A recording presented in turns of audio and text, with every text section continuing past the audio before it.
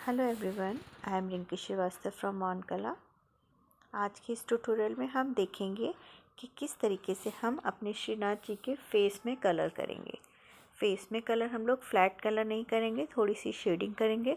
इसके लिए आप पहले पैलेट निकाल लीजिए और अपना पोस्टर कलर ले लीजिए। यहाँ पर हमें क्योंकि इनका ब्लू का शेड करना है तो मैं ब्लू और वाइट ले रही हूँ। यहाँ पर दोनों पोस्टर कलर है मेरे।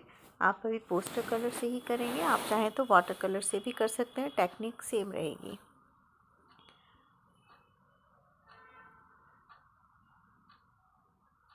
आँख का अंदर का पोर्शन जहाँ पर आँख की आईबॉल है उस एरिया के अंदर जो थोड़ा सा है उस पर हमें कोई भी कलर और नहीं करना है, तो इसलिए हमें उसे वाइट ही रहने देना है।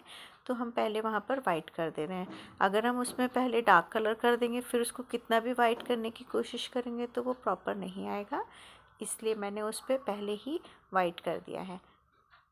अब मैंने ब्लू कलर जो हमारा कोबाल्ट ब्लू या पर्शियन ब्लू जो भी आप लेना चाहते हैं, शेड ऐसा कोई पर्टिकुलर फिक्स नहीं है, बस आपको शामली सूरत वाले हमारे श्रीनाथ जी बनाने होते हैं, तो इसलिए आप उसमें पर्शियन ब्लू या कोबाल्ट ब्लू कोई भी ले सकते हैं। कोबाल्ट ब्लू थोड़ा ज़्यादा जो है डार्क होता है, तो आप जैसा भी शेड देना चाहें वैसा ले सकते हैं। तो देखिए मैं इस तरीके से अब जहाँ जहाँ मुझे ब्लू करना है, मतलब इनका पूरा शेड फेस करना है, उस पर मैं स्टार्टिंग आई बॉल से कर रही हूँ, ऊपर आईलिड्स वगैरह से।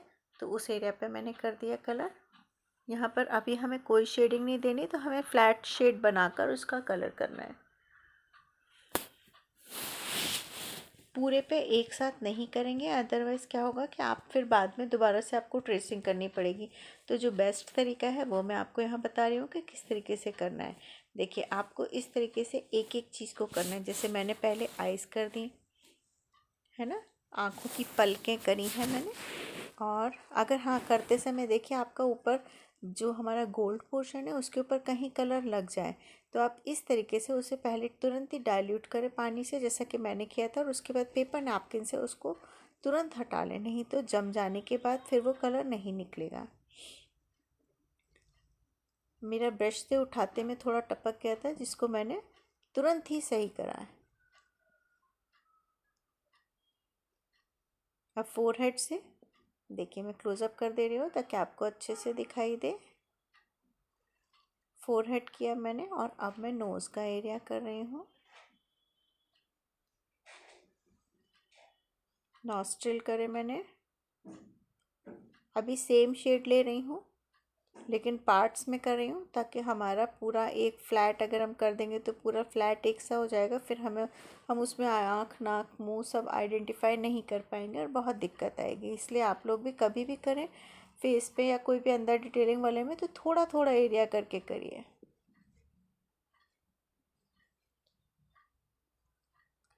यहाँ पर आपके ब्रश की टिप बहुत पतली होनी चाहिए, चाहे वो आपका ब्रश जो है ज़रूरी नहीं है कि आप 0 नंबर 000 नंबर के ब्रश से करें, आप 2 नंबर 3 नंबर 4 नंबर किसी भी ब्रश से कर सकते हैं, लेकिन वो राउंड ब्रश होना चाहिए और वो पॉइंटेड होना चाहिए, यानी कि उसकी जो एंड है ब्रश का बालों का वो पॉइंटेड होना चाहिए, वो बिखरे हुए वैसे बालों वाला नहीं होना चाहिए। ठीक है।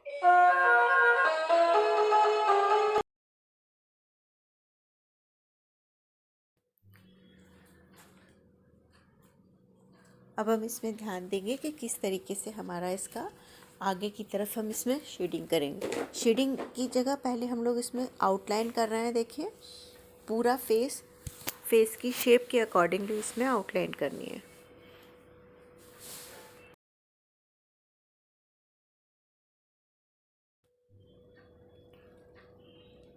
हमें कलर अपना एक बार में ही पूरा बना लेना है, और अगर इसमें शेड चेंज भी करना पड़ेगा तो भी आपको कोई दिक्कत नहीं होगी। मान लीजिए आप थोड़ा थोड़ा एक बार में बनाते हैं तो आप कोई दिक्कत आएगी नहीं, क्योंकि वो फिर हम शेडिंग के हिसाब से कर लेते हैं एडजस्ट। इसमें इतनी दिक्कत नहीं आती जितना एक्रेलिक कलर में आती है।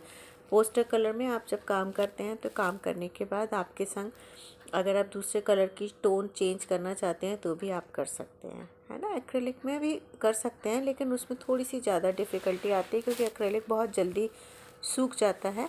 लेकिन हमारे पोस्टर कलर सूखने के बाद भी अगर हम उन्हें पानी से गीला करके वेट करके काम करेंगे तो हम कर सकते हैं।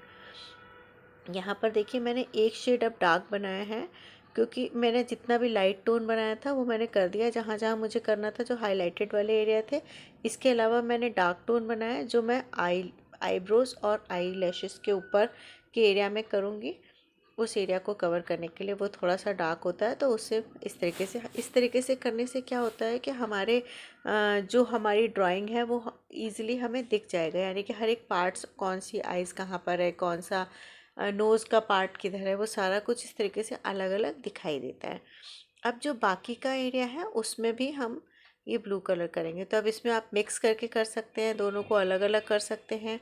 देखिए जैसे कि मैंने बाहर की साइड थोड़ा सा लाइट किया था, फिर मैं डार्क कर रही हूँ, फिर मैंने डार्क किया, फिर लाइट, तो इस तरीके से करके आपको एक टोन के बाद जब दूसरा टोन लेना है तो अपने ब्रश को अच्छे से साफ़ कर लीजिए। नीचे की साइड मेरा डार्क था, मैंने थोड़ा सा और पतला करके ऊपर लिया। अब ये आँखों के पास भी हम कर रहे हैं कलर इस तरीके से। देखिए यहाँ पर भी एक डार्क की लाइन करनी है। उसके बाद चिक्स का एरिया हम थोड़ा सा लाइट छोड़ेंगे या फिर उस पर हम वाइट भी कर सकते हैं, ठीक है। पूरा इस तरीके से कलर नहीं करना है कि वो मर्ज हो जाए, पूरा आँख नाक मुंह हम समझ ना पाए कि कौन सा कहाँ पर है। इसके लिए ध्यान रखिएगा आपको कैसे करना है। मैंने बिल्कुल डार्क पोर्शन ब्लू पहले लिया था, मैं कोबाल्ट ब्लू ले रही हूँ। कोबाल्ट ब्लू ज़्यादा डार्क होता है, उससे आँखों के इस पार्ट को देखिए ऐसे करके आइडेंटिफाई करेंगे और आउटलाइन कर देंगे, ताकि वो अलग से दिख जाएगा कि कौन सा आइज़ का पार्ट है। क्लियरली हमने जो लाइन बनाई हुई थी उनको इससे हाईलाइट कर देंगे। ये काम आपको ब्रश से ही करना है। आप प्लीज़ पेन वगैरह से करने की गलती मत करिएगा, कर सकते हैं लेकिन वो बिगनर्स के लिए। यहाँ पर आप लोग थोड़ा प्रोफेशनल स्टाइल में तंजौर पेंटिंग सीख रहे हैं, तो जैसे होती है उसी तरीके से करने की कोशिश करें। सारे हाईलाइटेड पार्ट जो भी हमें डार्क दिखाने हैं, यानी कि जो हमारे इनविजिबल ना हो जाए, उन्हें विजिबल रखना है, तो हम कोबाल्ट ब्लू से इन्हें आउटलाइन कर दे रहे हैं, ताकि जब हम बीच में अगर कलर करेंगे भी तो वो पूरा गायब नहीं हो जाएगा, है ना, बहुत अच्छे से हमें दिखाई देगा। ये मैंने लिप्स को भी कर दिया। अब इसी तरह धीरे धीरे देखिए आँखों को मैंने कर दिया डार्क, ऊपर फोरहेड वाले पार्ट को कर रही हूँ मैं, आईब्रोज के पार्ट को कर रही हूँ, ये देखिए। तो अब हमारे पार्ट सारे क्लियर हो गए। धीरे धीरे करके स्टेप बाय स्टेप थोड़ा थोड़ा सा और इन्हें डार्क करते जाएंगे।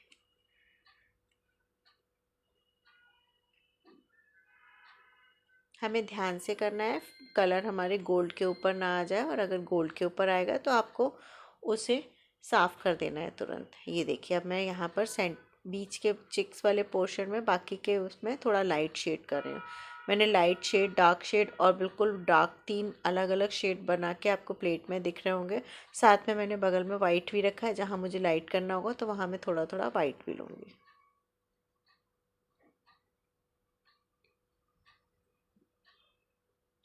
क्योंकि हमारा कैनवस बोर्ड बहुत अच्छा सा प्रिपेयर हुआ है। कैनवस तंजौर का जो कैनवस बोर्ड तैयार करते हैं, वो जब हम प्रिपेयर करते हैं वो इतना अच्छे से, जब हम तैयार करेंगे कई लेयर्स में कोटिंग करने के बाद, स्मूथ करने के बाद, तब हम उस पर काम करेंगे तो हमारा कलर का ब्रश जो है बहुत अच्छा चलता है और बहुत ही अच्छी फिनिश आती है।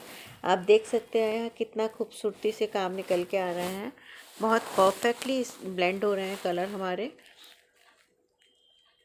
अब मैं पैचेस जो दिख रहे हैं उनको रिमूव कर रही हूँ, यानी कि उन्हें हम इस तरीके से ब्रश को लेकर स्प्रेड कर रहे हैं कलर को, है ना। और आपने देखा होगा कि पोस्टर कलर जब हम इसमें कर रहे हैं तो जब हम हमारा कलर ड्राई नहीं होता है उस समय हमें थोड़े थोड़े से पैची फॉर्म दिखते हैं, लेकिन जैसे ही वो ड्राई हो जाता है एकदम परफेक्ट ब्लेंडिंग हो जाती है उसकी, वो बहुत अच्छे से दिखता है।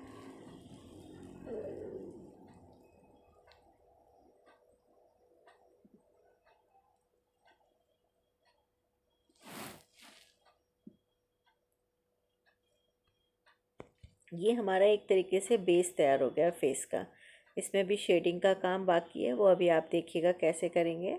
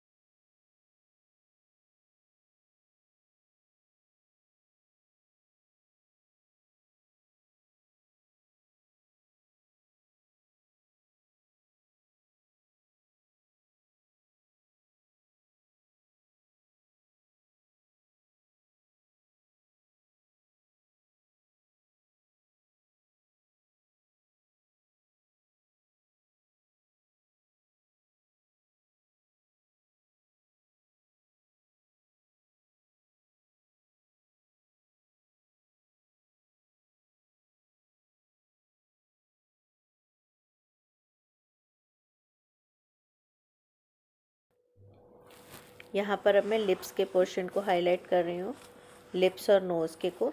देखिए जहाँ पर लाइट पड़ती है उन एरिया को थोड़ा इस तरीके से हाईलाइट करना होता है। यहाँ पर आप एकदम वाइट से भी कर सकते हैं, और अगर आप गीले गीले में करेंगे तो अगर एकदम वाइट भी लेंगे तो भी वो लाइट ब्लू के फॉर्म में आएगा। तो इसलिए कोई टेंशन लेने की ज़रूरत नहीं है। आप कितना भी प्योर वाइट भी ले लेंगे तो भी वो उसका ब्लू का शेड ही एकदम वाइट नहीं दिख के इस तरीके का लाइट ब्लू दिखेगा। यहाँ पर देखिए नॉस्ट्रल्स और चेक्स, चिन, नॉस्ट्रल, आई लैशेस और फोरहेड, ये थोड़े थोड़े उन एरिया को जहाँ पर लाइट पड़ती है तो वो शाइन करते हैं। यानी कि जैसे आप इसको इस तरीके से देख सकते हैं, जैसे हम लोग जब मेकअप करते हैं तो मेकअप में अपने जो जो पार्ट हाईलाइट करते हैं, यानी कि जहाँ जहाँ रोशनी आती है या जो जो हमें पतले दिखाई देते हैं, तो उस तरीके से हम लोगों को अपना हाइलाइटर वगैरह लगाने होते हैं। तो वही टेक्निक हमें यहाँ पर कलर करने में भी इस्तेमाल करनी है। देखिए यहाँ पर चिक्स उभरे हुए दिख रहे हैं आप, और चमकदार शाइनी दिख रहे हैं। यहाँ पर चिन का एरिया भी मैं इस तरीके से कर रही हूँ। तो देखिए इनको कलर को जो हमने लाइट किया है उसको ब्लेंड होना बहुत ज़रूरी है, तो पैची फॉर्म में नहीं होने चाहिए। तो धीरे धीरे करके स्टेप बाय स्टेप आराम आराम से इसको हम लोग हाईलाइट करते जाएंगे। अभी यहाँ पर मैंने डार्क कलर फिर से ले लिया है, क्योंकि मैं आइज़ को और जो हमें जहाँ पर आउटलाइन करनी है उन एरिया को थोड़ा सा दोबारा से हाईलाइट करें। जब हम वाइट करते हैं तो वो थोड़ा सा उसमें मर्ज हो जाती हैं वो चीज़ें, वो उतना क्लियर नहीं दिखती। तो उनको बार बार हाईलाइट करना है, बार बार उसको डल करना है, ऐसे करके कई स्टेप्स में करना होता है।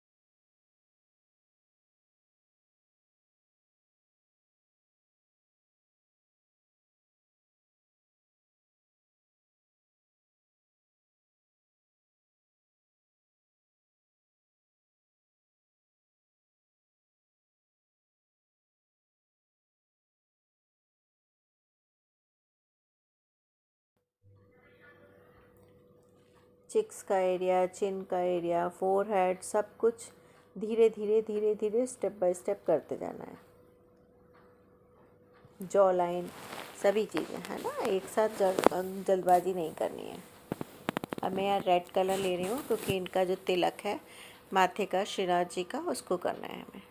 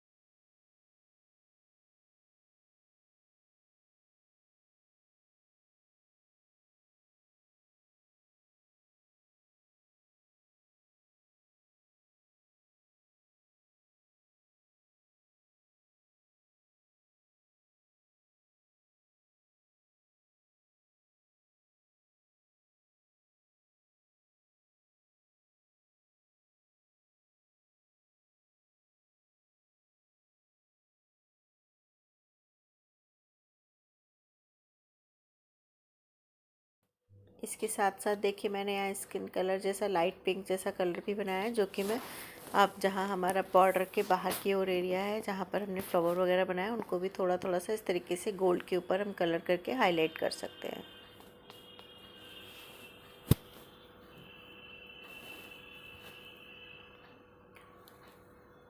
यहाँ मैंने एक टूथपिक ले ली है।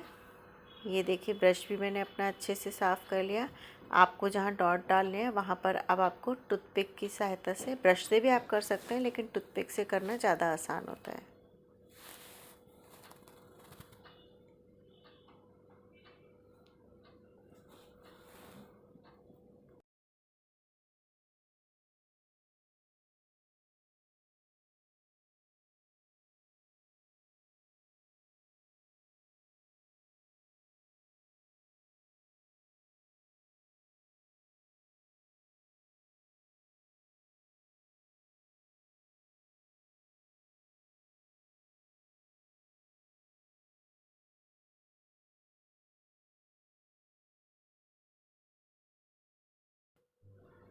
अब हमें ये भी इस तरीके से वाइट कलर का पोस्टर कलर लेके इस तरीके से टूथपिक की सहायता से सारी पेंटिंग में डॉट्स डालने हैं। आप ये डॉट्स यहाँ जहाँ पे मैंने पर्पल का एरिया है उस पर कर रही हूँ। देखिए कितने खूबसूरत दिख रहे हैं।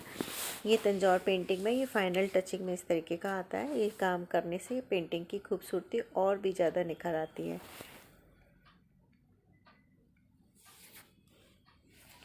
दोनों साइड करेंगे, ये डॉट्स डालेंगे, इधर भी डालेंगे और बैक ग्रीन के उस साइड भी डालेंगे, है ना, ग्रीन के एक दोनों साइड यानी कि। और आप एक साइड ही डाल के छोड़ना चाहते हैं, आपकी मर्ज़ी है। और जो भी कलंगी या ये सब पार्ट है उस सब के ऊपर ऊपर भी करेंगे। एक एक डॉट आप टूथपिक में लीजिए और इस तरीके से कलर में डिप करिए और छोटा छोटा बारीक बारीक डॉट, अगर आपको लगे कि डॉट प्रॉपर नहीं आया तो दोबारा से कलर लेके डॉट कर दीजिए। बिल्कुल डॉट पेंटिंग जिस तरीके से करते हैं उसी तरीके से डॉट्स डालने हैं। यहाँ पर हमें एक ही साइज़ के छोटे छोटे डॉट्स डालने हैं, तो आपको बार बार डॉटिंग टूल या फिर जो भी कुछ है उसको बदलने की ज़रूरत नहीं है, एक ही टूथपिक से ही आपका हो जाएगा।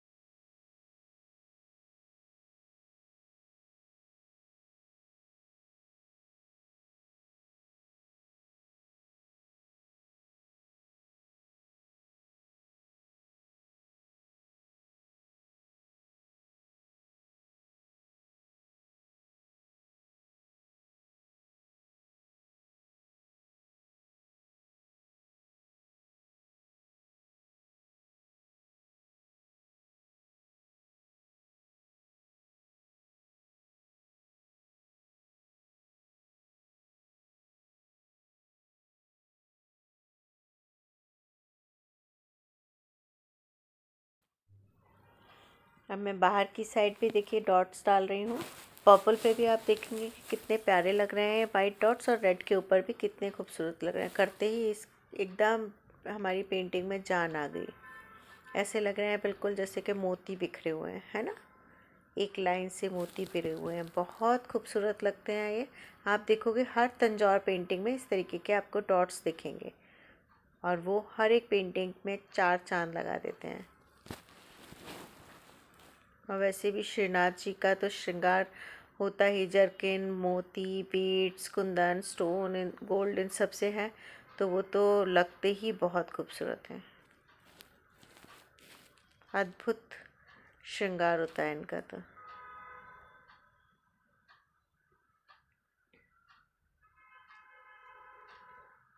अगर आपका बैकग्राउंड का कलर गीला हो तो आप ये काम अभी ना करें, जब बैकग्राउंड का कलर सूख जाए तभी करिएगा। अगर इन केस आपका फेस का कलर भी गीला हो तो आप तब भी मत करिएगा, क्योंकि उससे भी वो गड़बड़ा जाता है ना, तो बिगड़ जाएगा, तो आपको पूरी फिनिशिंग दोबारा से देनी पड़ेगी। इसलिए आप स्टेप बाय स्टेप रुक रुक के करिए। इसीलिए तंजौर पेंटिंग में बहुत टाइम लगता है, क्योंकि स्टेप बाय स्टेप काम करने होते हैं।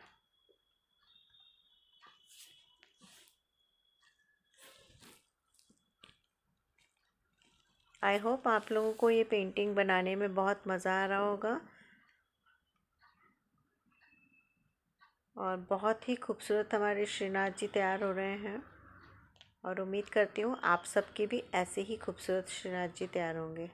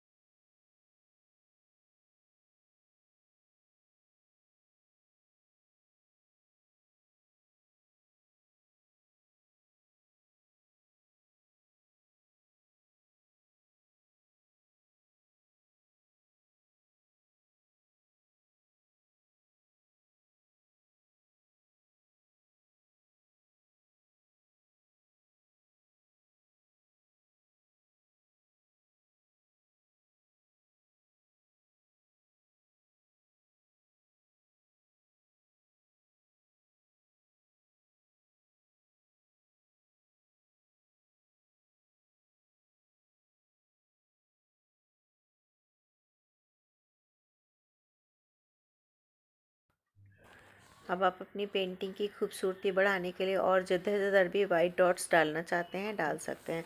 यहाँ पर हमने बैकग्राउंड में इतनी जगह इसलिए छोड़ी है क्योंकि जब हम फ्रेमिंग कराएंगे तो हमारा गोल्ड का पोर्शन या फिर हमारा जो डिज़ाइन किया हुआ पार्ट है वो कहीं पे भी छुप ना जाए, है ना।